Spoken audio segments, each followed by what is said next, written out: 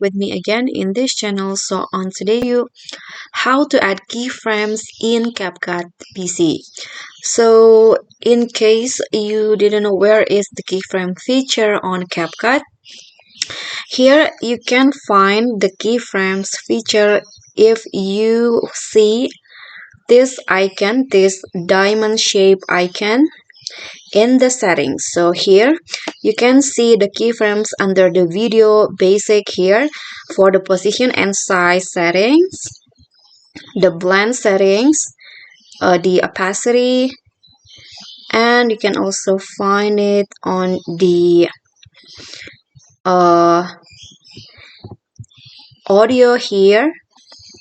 You can find it on the also the video effect. So in this case I'm gonna just show you the basic. I'm going to use the keyframes to adjust the scale or the positions of the video. So first what you guys need to do is just click on the add keyframes option first. Then here I'm going to move forward.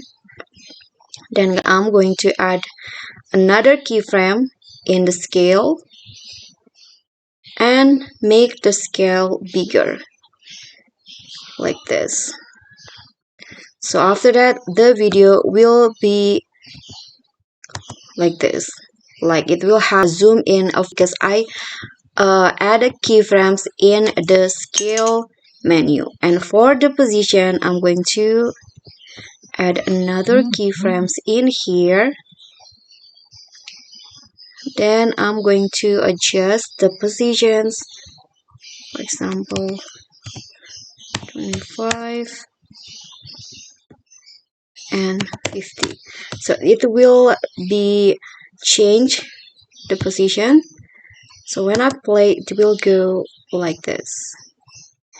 Okay, so an easy way to use keyframes on CapCut PC. I hope this will be helpful. Thank you so much for watching. Please don't forget to subscribe, like this video, comment, and also click on the thanks button. Bye.